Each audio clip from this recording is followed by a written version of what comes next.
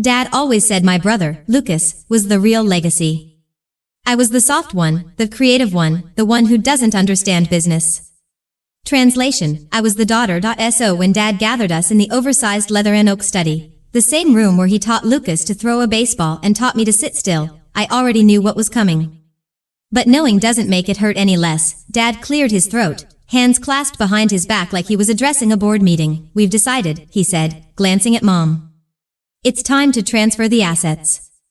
Your brother deserves it. Just like that. No explanation. No hesitation.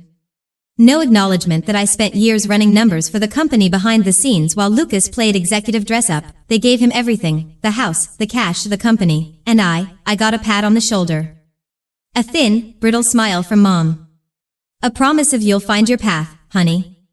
They didn't even notice I walked out the door without saying goodbye. What they didn't know was that I'd already been quietly building something of my own. After spending years being treated like I didn't matter, I finally realized my value didn't need their approval. But the final straw came a month later, right when I was beginning to breathe again. And why phone buzz. Moem, mortgages due. I stared at the message for a long minute, reading between the lines. Lucas had no idea how to manage the estate. The heir was drowning, and now they wanted me, the rejected child, to bail them out. It was the first time I laughed in weeks. A sharp, startled laugh that came from somewhere deep, because after all the dismissals, all the condescension, all the ways they made sure I knew I was second place, they finally needed me. I typed my response slowly, savoring every second.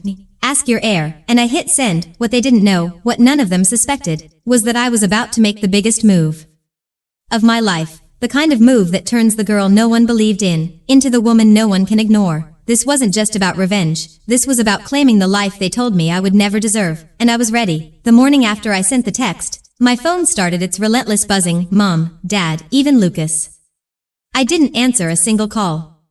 I'd spent a lifetime listening to them. They could spend a few days listening to silence. Meanwhile, my own plans were accelerating. For 2 years, quietly, carefully, I had been building a consulting firm with a friend from grad school, Maya. A small operation at first. Then our clients started multiplying. Then referral chains kicked in. Then venture capital firms started calling us. It built something lean, efficient, and smart, everything my father's company wasn't. And now, suddenly, the investors who'd always courted my parents' company started courting me. The irony wasn't lost on me. The first domino fell when a mid-tier manufacturing CEO mentioned in a meeting, "Funny, you're a lot sharper than your brother. He pitched us last week." Disaster. Of course he did. Lucas grew up thinking competence came packaged with a family name, but my parents, they still believed he could do no wrong. That illusion shattered 3 days later, was sitting in a glass-walled office overlooking the river, my office, when my dad showed up unannounced. He hadn't stepped foot in my workspace in years. He looked smaller, older, like life had finally stopped cushioning him. "Sweetheart, we need to talk." Sweetheart, he only used that word when he wanted something. I led him into the conference room. He didn't bother with pleasantries. "It's about the company," he said. "It's struggling." Translation: Lucas had nearly run it into the ground in 30 days. "Your brother is overwhelmed," Dad admitted, rubbing his forehead. "He's not ready. We need your help." There it was, the confession I'd waited my whole life to hear, not because I wanted their validation, but because it proved everything they believed about me was wrong. "Why come to me?" I asked, voice steady. "You said Lucas deserved it." Dad swallowed hard. "We made a mistake." I let those words hang in the air. Wasn't just asking for help, was asking for a miracle. But what he didn't know was that I was already orchestrating a move powerful enough to change everything. Their company, their fortune, their legacy.